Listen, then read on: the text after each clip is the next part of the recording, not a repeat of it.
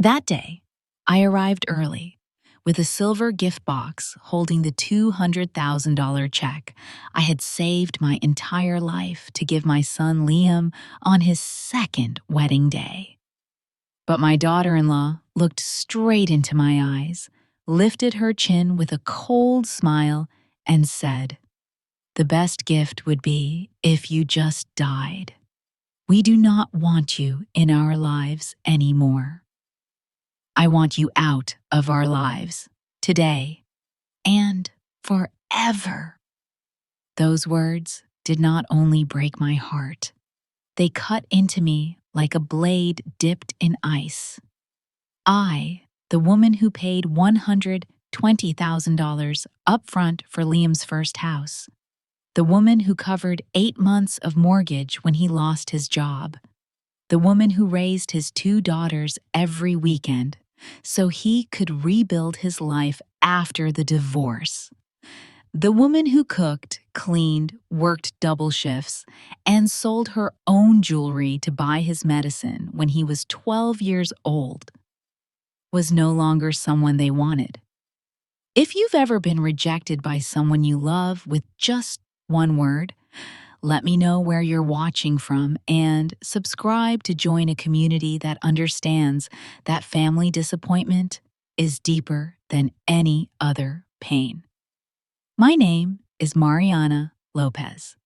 I am 65 years old and I live alone in a small apartment in West San Antonio, where the mornings are always filled with the sound of cars on Military Drive and the smell of hot coffee drifting from the Pan Dulce shops in the Latino neighborhood. I have spent my whole life working with these hands, these fingers hardened from 35 years of sewing as a seamstress, to raise my son, Liam Rodriguez, since the day his father died in a construction accident. I raised him on my own through every job I could find. Sewing at night, washing laundry for hire, taking custom wedding dress orders, even cleaning houses by the hour to save every single dollar, all so my child could have a better future than I ever did. And with that same money, I helped him push through every milestone in his life. When he was 12 and caught a severe case of pneumonia, I took 3 weeks off work and sold all the jewelry my mother left me to pay the $4,000 in medical bills.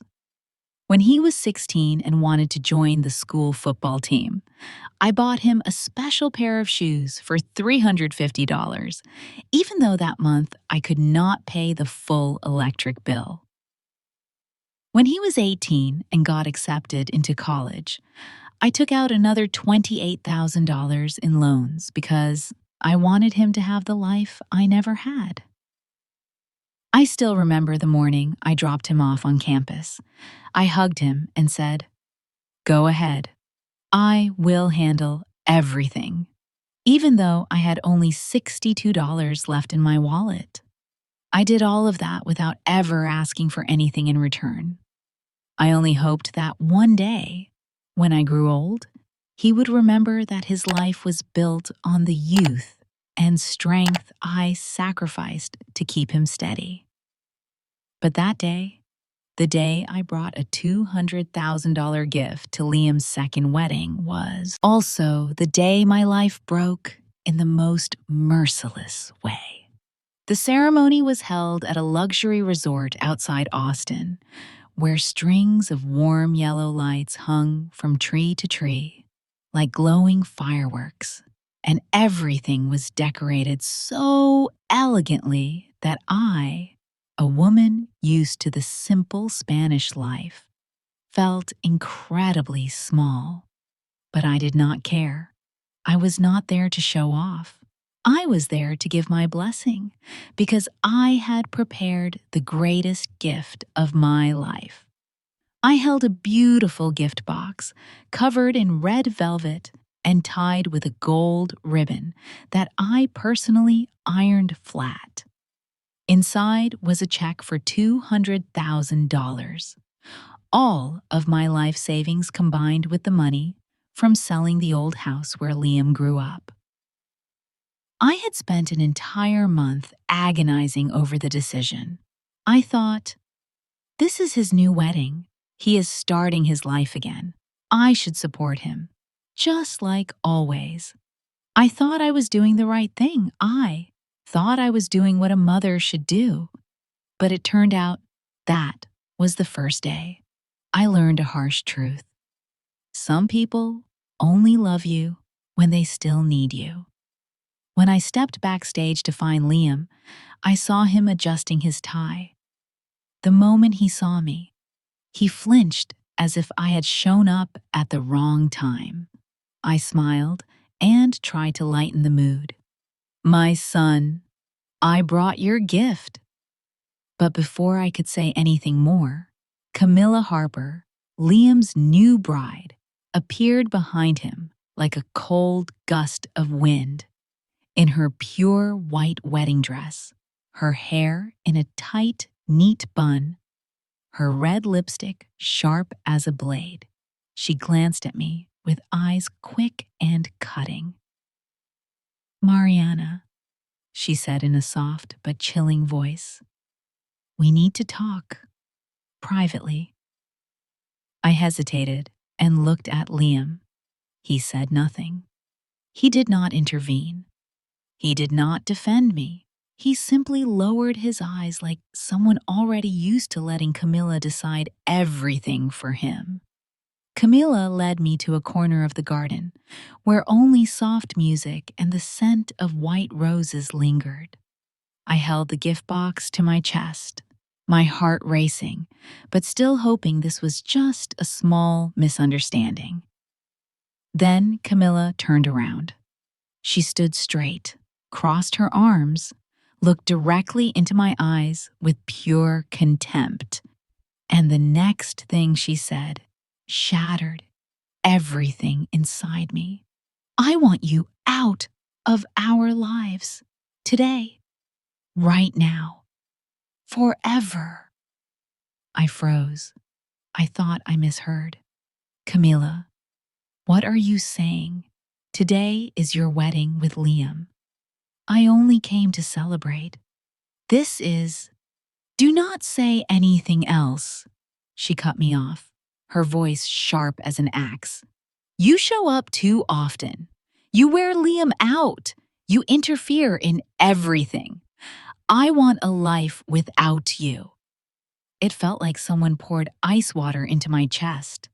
I stammered, Camila, but I know you only call, only visit, only ask, only interfere. You think you are doing the right thing, but to us, you are a burden. I turned to Liam, hoping he would say, that is not true, Mom, hoping he would take my side. But Liam stood still, lips pressed tight, eyes fixed on the ground. His silence was worse than anything Camilla had said. My hands shaking, I opened the gift box and took out the $200,000 check, my voice trembling. I just wanted to give this to you both.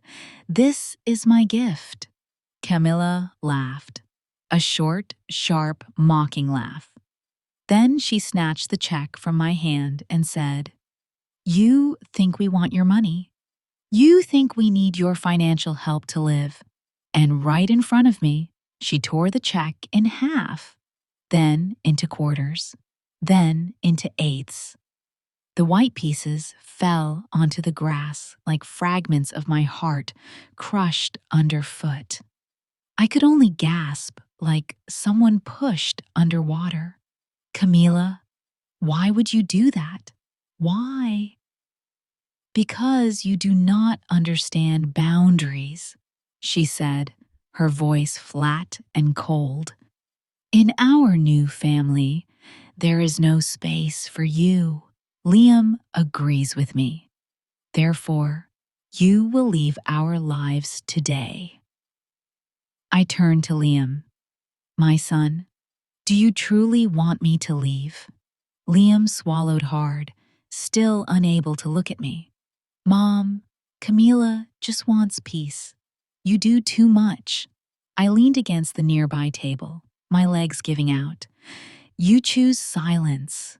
He did not answer, and I understood. His silence was the answer. I carried the empty gift box and walked out of the wedding garden. The lights, the cheerful music, the laughter, all blended into a distant noise from a world that no longer belonged to me. Each step I took out of the resort felt like tearing pieces of my life out of my own body. When I reached the parking lot, I stopped and opened the gift box one last time. It was empty, just like my heart. A breeze passed by, carrying the scent of roses, but to me it was only the smell of a life collapsing. I sat in my car for a long time, long enough for the sun to begin setting, long enough for me to feel nothing but emptiness. And as I drove away from the resort, only one sentence echoed in my mind, repeating like a broken bell. My daughter-in-law looked straight into my eyes and told me to disappear from their lives. I did not know that moment would ignite a journey I had never imagined, a journey to reclaim my dignity, reclaim justice, and reclaim the life I lost because I loved too much. That night, after leaving the resort and driving 2 hours through the darkness, I returned to the small apartment where I had lived for the past 6 years. The streetlights cast faint patches of light on the pavement, while inside me, there was only a thick blackness, heavy, like years of settled dust on forgotten furniture. I opened the door and stepped into the silence. A silence so complete I could hear the sound of my keys dropping from my hand as I closed the door. The familiar smell of the old kitchen, the worn sofa by the window, the small plants I tended myself, all stood there quietly, like a room, waiting for the person who lived in it to come back. But at that moment, all I wanted was to sit down and dissolve, as if I no longer belonged to this place. I set the empty gift box on the table. The box I once imagined Liam would open with joyful hands. Imagined he would hug me and say, "Mom, thank you for everything." Now lay there like a lifeless shell. I stared at it for a long time, long enough that I did not realize when the tears had begun to fall, streaming down my chin and dripping onto the cold tile floor. I pulled out a chair, sat down, and finally allowed myself to cry. But not the loud, heaving kind of crying. It was silent, tearful, the kind that hollowed out everything inside my chest. I buried my head in my arms and whispered through broken breaths, "Why? Why did everything turn out this way?" But that question had no answer, only memories. And each memory was another knife twisting deeper into my heart. I remembered everything I had done for Liam. Everything. Not a single thing left out. When he was 3 years old and suffered a severe case of pneumonia, the hospital said that without insurance, the medication, hospital stay, and ventilator would cost $4,000, an impossible amount for my income at the time.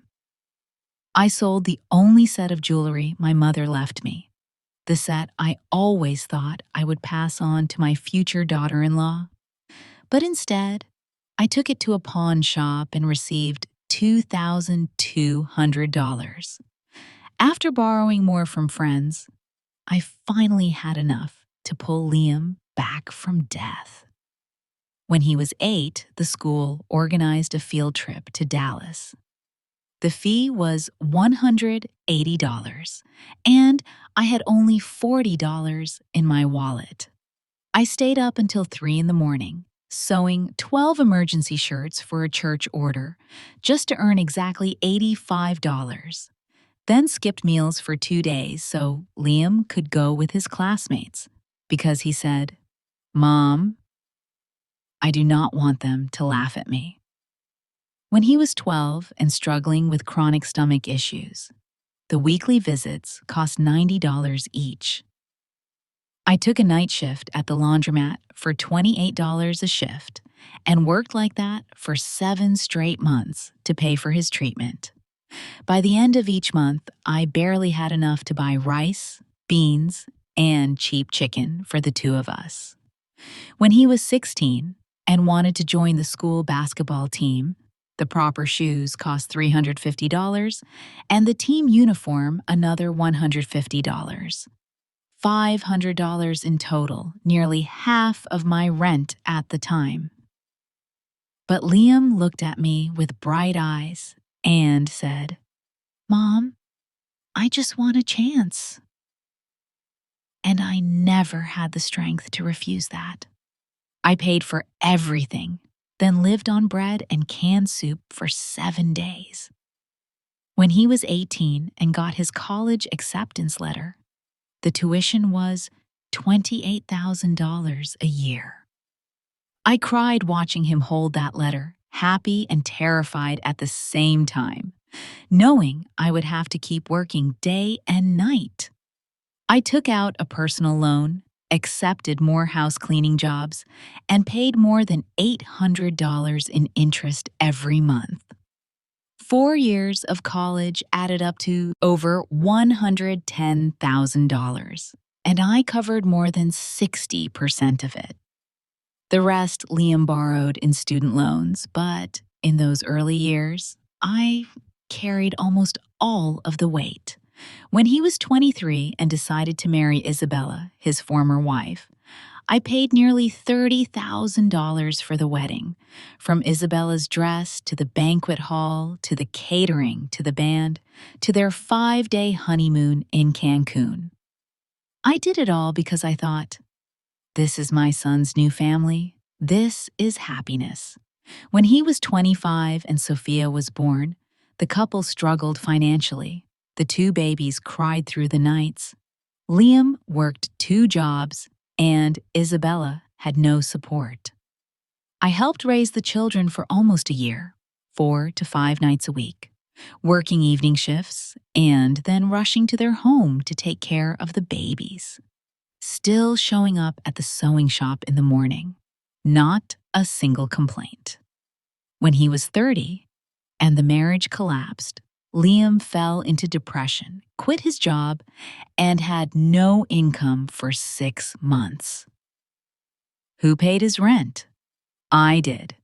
$1,450 each month for a total of $8,700. Who picked up Sophia and Luna and brought them to my home so they would not be emotionally affected? I did. Who cooked, cleaned, worried, supported, and became the only anchor he had left? I did. When he was 34 and wanted to buy a new house to start his life over, he needed $120,000 for the down payment. Who gave him that money? I did. I took it from my lifetime savings. I lived with the belief that raising a child was not about expecting repayment, but about hoping that child would live with decency and gratitude toward the person who raised them. But I was wrong. Terribly wrong. I sat there in the dark room, clutching those memories, feeling as if every sacrifice had been thrown to the ground and stepped on like shredded paper, exactly the way Camila tore my $200,000 check in front of me. I placed my hand on my chest. It hurt. It hurt as if someone were pulling pieces out one by one. Around 10 at night, My phone rang. The caller ID showed Liam. I trembled. I thought he was calling to apologize. I thought he would say, "Mom, I was wrong." I thought he would defend me, love me, remember me, or at least consider my feelings. I answered, "Liam?" His voice was cold, tired, distant. "Mom, Camilla told me you made a scene. She is upset. She is crying. She said you caused drama." It felt like the air was sucked from my lungs. "Drama? Liam, you were standing right there. You saw what she said to me." "Mom," he sighed, as if exhausted from speaking to me. "Camila is my wife now. I need you to respect that. She said you are too involved. Too much. It is overwhelming." I laughed, a bitter, involuntary laugh. "Overwhelming. Liam, I raised you with my blood. I paid your tuition, your housing, your childcare. I have..." He cut me off. "Mom, please, I just want peace." "Peace by making me disappear?" I asked, my voice cracking. Liam did not respond. His silence, once again, was the answer. And in that moment, I understood the most painful truth. My son was no longer on my side. He had not been on my side for a long time. He only used me.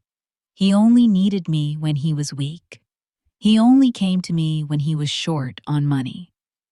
And once another woman stood beside him, he threw me aside like an old object no longer useful. I lowered the phone onto the table. My hands shook. My chest tightened. My entire being felt as if it were dropping into a bottomless void. I looked around the apartment, the place where I hung photos of Sophia and Luna on the wall, the place where I poured my heart into creating a small home after so many storms, and I asked myself, why am I in this position? Why is the mother who did everything the one who gets cast out of her son's life? I could not sleep the entire night. I stared at the ceiling, listening to the ticking clock, and in that deep darkness, something inside me began to crack, like an old stone finally giving way. And I did not yet know that the humiliation of that day would push me into a new stage I never thought I would reach. I would stand up. I would fight back. I would reclaim my life. The next morning, I woke up when the sky outside had just taken on a pale orange hue, the kind that in San Antonio always signaled a long, hot, dusty day, but never had it felt as heavy as it did today. I sat up slowly, feeling as if my body had aged 10 years after a sleepless night. Sunlight filtered through the blinds and settled on my hands. The same hands that once mended Liam's shirts, cut the ribbons for his wedding, and carried Sophia and Luna when they were tiny. And in that moment, I realized those hands could not continue trembling, could not continue being crushed by others anymore. I stood up, sensing that my heartbeat had changed. No more pain, no more tightening in my chest, no more tears, only a quiet clarity. The kind of clarity a woman finds after hitting the very bottom of her suffering, like a suppressed flame finally given room to ignite.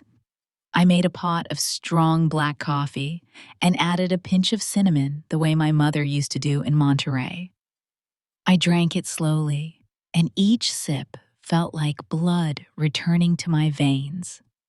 I sat by the window and watched the street outside grow busy, listening to the trucks, the people calling to one another, the sounds of ordinary life that continued on. And at that moment, I knew I could not stay still.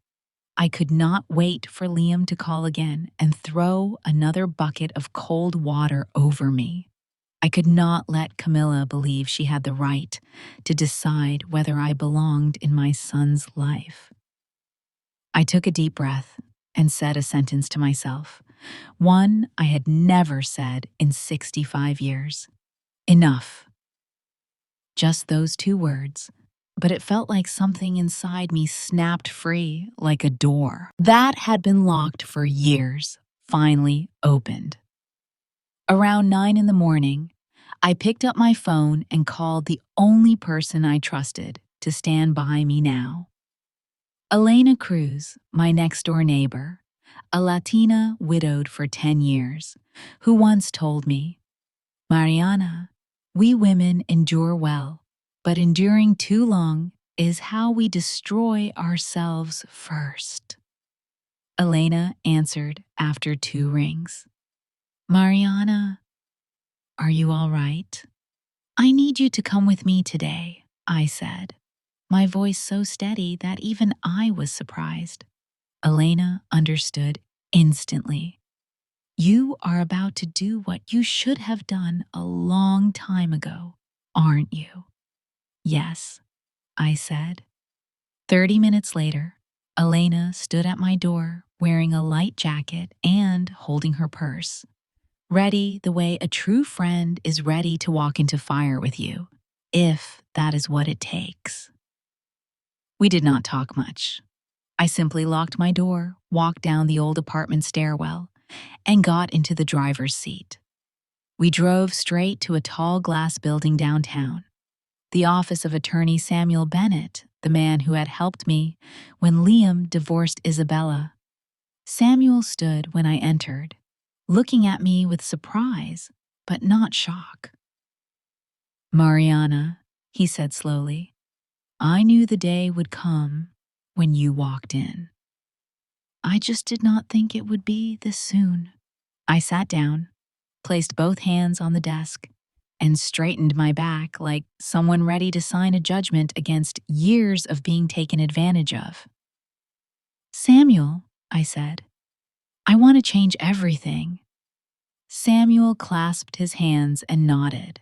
"Tell me, where do you want to start?" I took a deep, steady breath. "First, I want to rewrite my will. Not a single dollar, not a single asset, not a single percent will go to Liam." Samuel nodded without blinking. "Second, I want to establish a fund for Sophia and Luna. They can receive it only when they turn 25, not earlier. No one can claim it on their behalf. No one can touch it." Elena gently squeezed my hand beneath the table. "Third," I continued, "I want to close every joint account with Liam. I want to ensure that from this moment forward, he cannot access a single dollar of my money." Samuel frowned and opened his laptop. "Let me check. Mariana, you should prepare yourself." "Prepare for what?" Samuel turned the screen toward me. "In the last 6 months, Liam used the joint account to pay for multiple expenses totaling more than $43,800. Elena's eyes widened. Mine did not. I simply stared at the number like it was the physical proof of a betrayal that had been happening for years, while I was too blind with love to see it. Samuel said softly, "Mariana, you have been exploited for a long time, but this is only the surface." I did not cry. I just tightened my hands and said, "Samuel, close the account today." He nodded. "Fourth," I continued, my voice no longer trembling, no longer breaking, but low and sharp like metal. "I want to review all paperwork related to Liam's house." I remember being the secondary signer, I want to know exactly what my legal rights are. Samuel pushed a thick stack of files across the table. Mariana, you have more rights than you think. That house was purchased with a loan that required your signature. You are legally responsible, and you paid 8 months of the mortgage when Liam was unemployed. So, Samuel said, you have every right to reclaim it. I closed my eyes for a moment, not out of joy, not out of triumph, but because justice was finally emerging after years of being blinded by my own love. Samuel, I said, start the process. Elena looked at me as if seeing a woman who died the night before and came back this morning sharper than ever. In the afternoon, I went to the bank with Elena. The branch manager, Luis Ortega, who had seen me bring baked goods to the staff every holiday, froze when he heard me say, I want to close all joint accounts with my son, and I want full statements from the last 6 months. Luis printed the documents. I read them. Elena read them beside me. $43,800 spent on things they never told me about. Payments I never knew existed. Transactions Liam made because he assumed I would never check. Luis looked at me and said softly, pained on my behalf, Mariana, you do not deserve this. I signed the papers, and as I signed, I felt like I was signing the end of a long chapter filled with tears. Samuel was right. This was only the beginning. When I got home, I sat on my old sofa and watched the afternoon light fall through the window, forming a long golden streak across the floor. And I realized the most important truth. I had cried enough. I had been humiliated enough. Now it was my turn to rise, not for revenge, not for spite, but to reclaim what is rightfully mine: respect, peace, and control over my own life. That night, before going to bed, I looked into the mirror and saw that the woman staring back was no longer the one who had sat by the window, crying because her daughter-in-law ripped up a $200,000 check. She was a woman who had been thrown to the bottom and was now climbing back up with her own strength. And deep inside, I knew that my next actions would make Liam and Camilla understand one undeniable truth. Pushing a mother to her limit does not come without a price. And that price was about to be paid down to every dollar they had taken from me over the years. 7 days after I closed the joint account, rewrote my will, and asked Samuel Bennett to initiate the first legal procedures, the silence between Liam and me stretched like a shadow over the whole apartment. I still went to H-E-B, still brewed cinnamon coffee every morning, still watered the little cactus pots on my balcony. But every rhythm of my life now felt different, as if I were living in a new layer of air, the air of someone who had awakened. Each morning, I opened my eyes without pain, without tears, but with a very specific feeling, a cold clarity. It felt as if I'd spent my entire life crying, enduring, swallowing humiliation, and now every drop of those tears had been emptied out, leaving only a woman who feared nothing. On the 8th day, Samuel called. Mariana, he said in a steady voice, It is time to send the financial capacity verification notice to Liam. This is the first step before proceeding with the home repossession. I took a deep breath. Send it, Samuel. He replied immediately. It is already sent. And just as Samuel predicted, the trouble for them and the justice for me began the very next day. Around 3 in the afternoon, I was folding laundry when my phone rang. The caller ID showed Liam. I looked at the screen for a few seconds, not because I hesitated, but because I wanted to look closely at that name, to memorize the feeling of seeing the person I raised with blood and sweat now standing on the opposite side of me.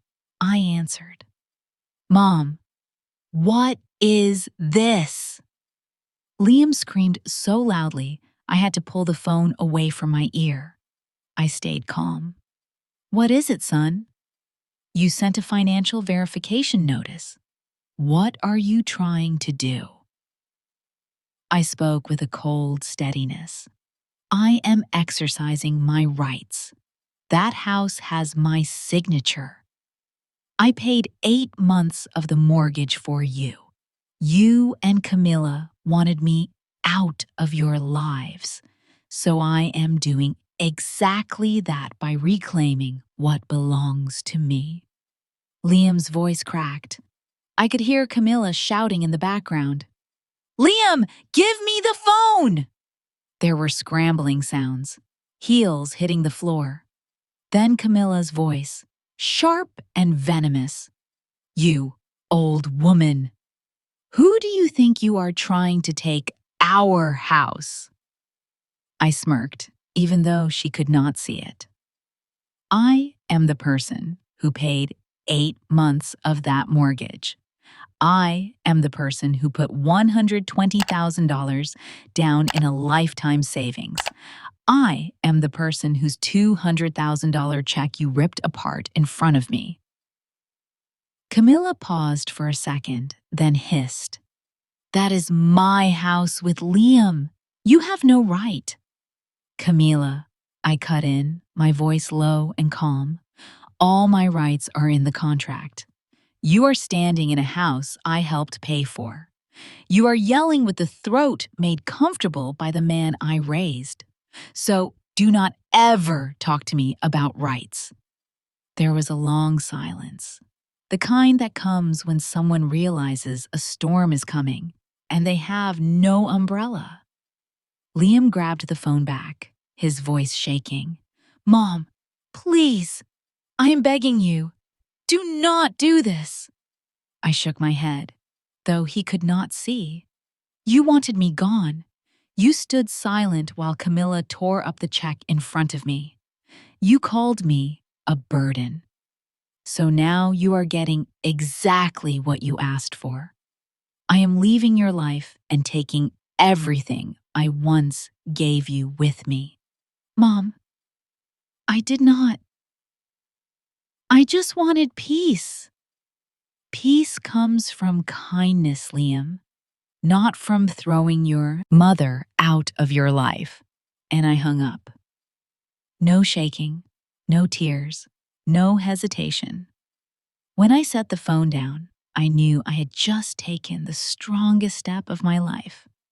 3 days later, Camilla called repeatedly. I ignored her. Liam sent 27 messages. I did not reply.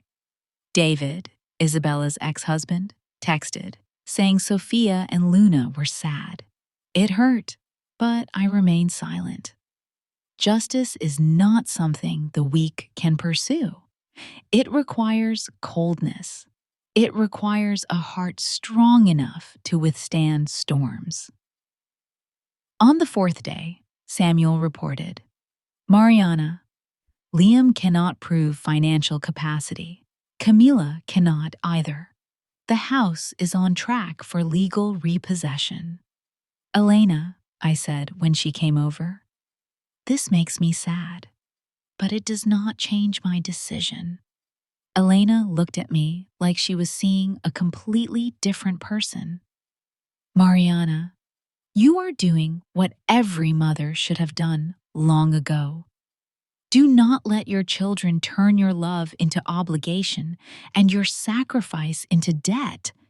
Do not let them forget that you are human too. I smiled for the first time in weeks. Another week passed, and the bank delivered the final notice. Due to lack of payment capability and at the request of the CO signer, ownership has been transferred to you. I stood at my doorway with the notice in hand, the Texas sunset casting golden light over my life. I, the woman who had her $200,000 check ripped in her face. I, the mother whose daughter-in-law told her to disappear. I, the parent whose son stayed silent like a stranger. Today, I stood before this truth. I had taken back what was mine. Not through shouting, not through revenge, but through law, intelligence, and dignity. And that is more beautiful than any violent retaliation. That evening, as I was eating soup and watching TV, someone suddenly knocked hard on my door. I opened it. Standing there was Liam, hair messy, eyes red, shirt wrinkled, looking like a man crushed by the world in just a few days. "Mom," he said, his voice broken, his hands shaking like a 5-year-old's. I lost the house. Camila is losing her mind. I do not know what to do." I looked at my son, the baby I once carried, fed, comforted, and my heart felt heavy as stone. But I also saw the truth. He only came when he needed, when he was short, when he was about to lose everything, and not because he missed his mother. I said gently, "Liam, you chose your new family. Let them take care of you." Liam looked as if someone had slapped him. "Mom, please, do not leave me." I looked straight into his eyes, without anger, without hatred, only the truth. "You left me first, Liam." And I closed the door, slowly, softly, without a sound, but enough for both of us to understand that a chapter had ended, a chapter I would never return to. And behind that door, for the first time in my life, I felt free. That night, after I closed the door right in front of Liam's devastated face, I stood still in the darkness of the living room for a long time, long enough to hear my heartbeat clearly, each slow and powerful beat, as if every pulse was telling me, "Mariana, you have lived too long letting others define your worth, and it is time for you to define yourself."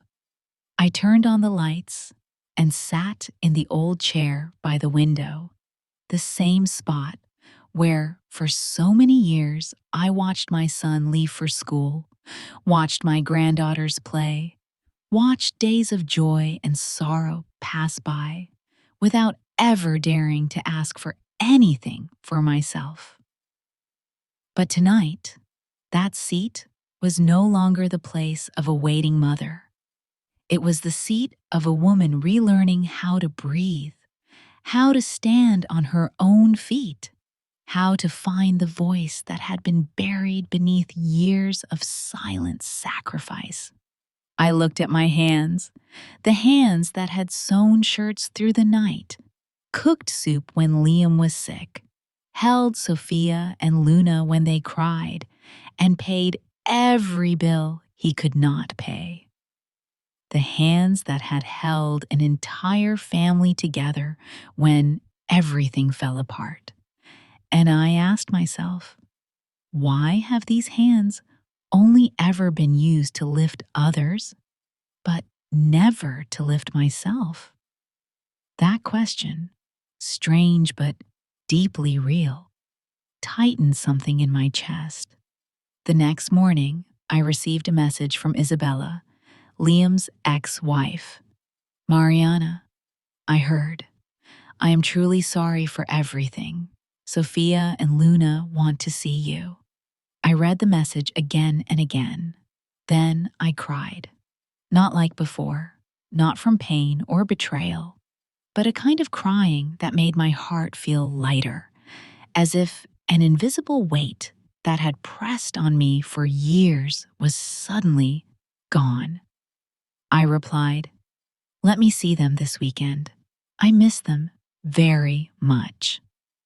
Isabella responded immediately, "They miss you too, very much." In that moment, I understood something that had been hidden from me for a long time. Real love never comes from the people who demand it.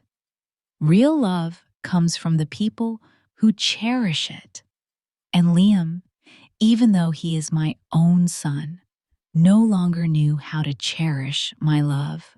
2 days later, I met with Samuel to finalize the transfer documents. He handed me a neatly sealed file. "Mariana," Samuel said, "your case is closed. Everything has been processed 100% legally. You have reclaimed all of your assets. No one can touch them now." I nodded, feeling something inside me finally loosen, as if a steel clamp had been removed from my chest. "Thank you, Samuel," I said, my voice tight but steady. "Thank you for believing I deserved to be protected." Samuel looked at me with kind eyes. "Mariana, you do not just deserve it. You have deserved it for a long time." Elena, the friend who had been like an angel to me, squeezed my hand gently.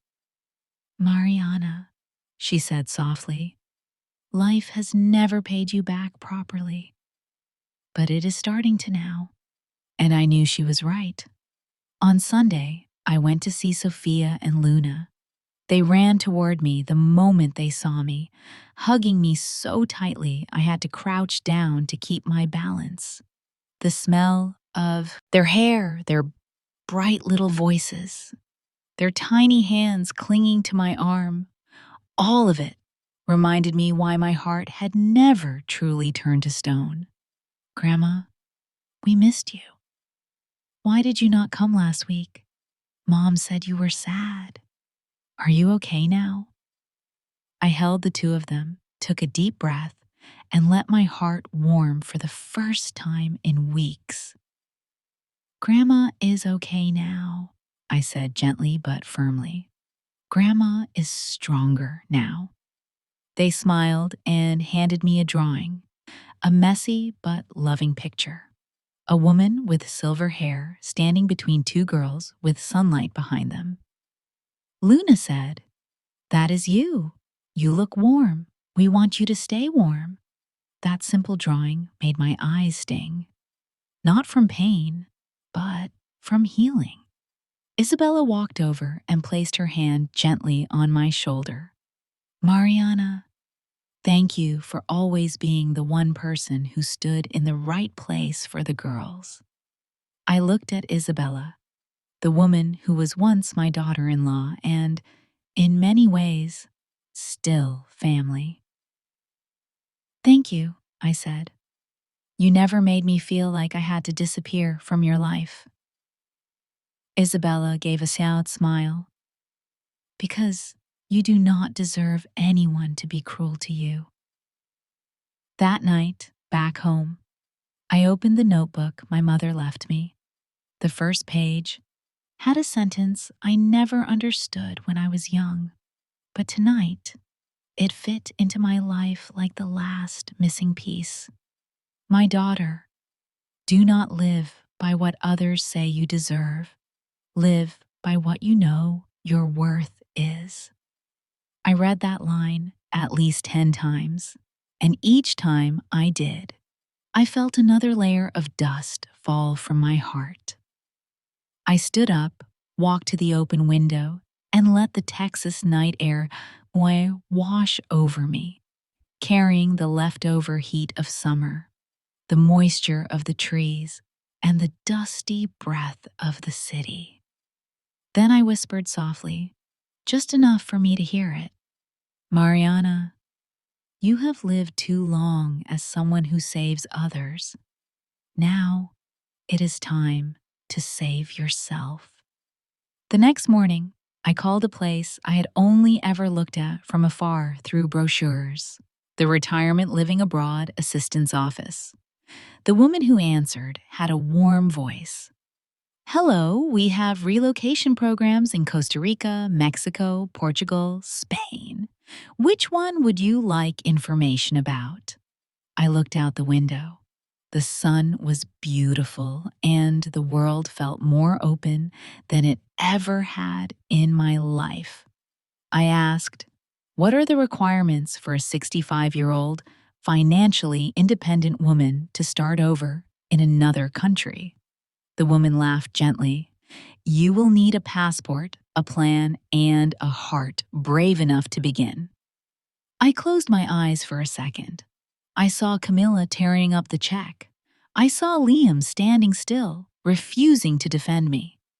I saw the nights I sewed to pay his debts, the meals I skipped so he could have shoes, tuition, repairs, and then I saw the two girls hugging me that morning and telling me I felt like sunlight.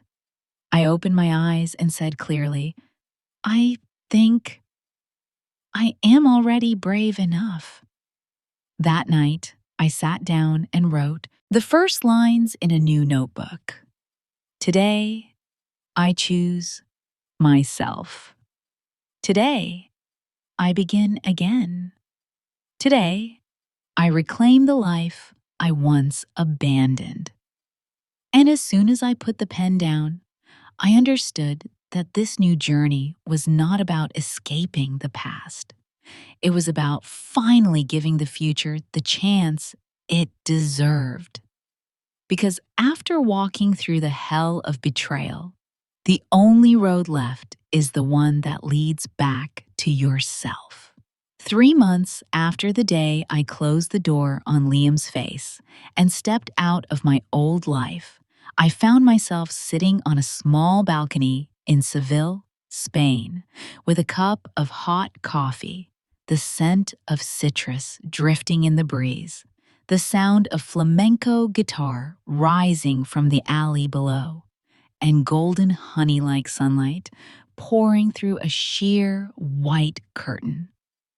I sat there feeling not 65 years old, not the woman who had once been humiliated by her daughter-in-law, not the woman who bent her back for a lifetime of sacrifice, but a new version of myself, lighter, freer, and more alive than I had ever been.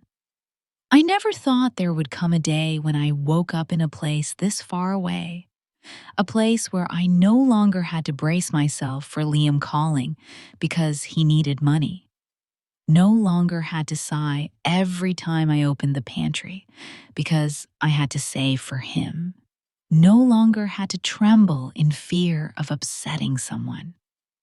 Here, I opened my eyes and saw blue sky. I opened my window and saw that life was as wide as a long open road no one had walked yet. And I realized that for many years, I had lived as if old age was the leftover part of life, when in truth, old age can be the very beginning of another life entirely. I chose Seville for a simple reason. Mornings are unhurried, afternoons drenched in sunlight. People talk loudly enough that you never feel lonely, and the cost of living is so low that my savings allow me to live comfortably for at least 12 years without touching any other account.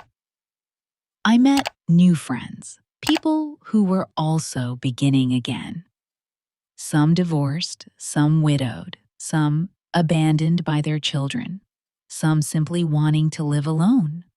And in each of their stories, I saw pieces of my own reflected back at me. Every morning, I walk through stone-paved streets, stop at a small cafe with a balcony facing the Giralda Tower, order a hot cafe con leche, eat a slice of olive oil toast, and spend 30 minutes writing in a small journal the things I am grateful for. Today, I wrote, I am grateful that I am living my own life, not the life of someone else. One afternoon, I was sitting by the lake in Maria Luisa Park, watching ducks swim and listening to children laugh, when my phone buzzed. A new email appeared on the screen, from Liam. I hesitated before opening it. I was not afraid anymore. I just wanted to make sure I was calm enough to read it. Inside were hesitant words. Mom, I know you do not want to hear from me anymore. I know I hurt you in a way I might never fix. Camilla and I are separated. Everything is falling apart. I miss you. I want to say sorry. I want to tell you that if you never want to see me again, I understand. But please, give me a chance to apologize for real. I read slowly. I did not feel anger. I did not feel rage. I did not feel triumph. None of that. I felt only one truth. I had walked too far on my healing journey to return to my old pain. I placed my hand over my heart and asked myself, Mariana, will you let that wound control you anymore? And the answer came naturally. No. I replied to Liam with a short email. Liam, I do not hate you, but I will not return to the old life. When you are truly ready to change, you may write again. As for me, I am living the part of life I lost for far too long. I sent the email. No shaking, no fear, no waiting for his response. Only a lightness I had never felt before. A week later, I received a package from the United States. Inside was a handwritten letter from Sophia and Luna, my granddaughters whom I love like breath. Grandma, Dad told us everything. We are sorry grown-ups hurt you. We love you. We want to visit you when we are older. Do not forget us. We will never forget you. Those messy little lines made me cry, but not from pain this time. I cried because I knew that in this world, some kinds of love remain untouched, pure, and strong enough to pull us toward the light, no matter how thick the darkness is. I wrote back, Grandma loves you both more than you know. When you are older, Sevilla will be waiting for you. And Grandma will be here, happy, healthy, and free. I sent it, and it felt like sending a part of my heart into a future I knew would be beautiful. That evening, I walked along the Guadalquivir River, where the setting sun turned the water orange gold, where couples sat leaning into each other, where elderly people walked their dogs, where street musicians played violin as if they were singing to the city itself. A soft breeze moved through my hair. I closed my eyes and breathed in the scent of the sea, the oranges, the hot stones of the old city. And I understood fully. I had been reborn. Not because of anyone, not for anyone, but from myself.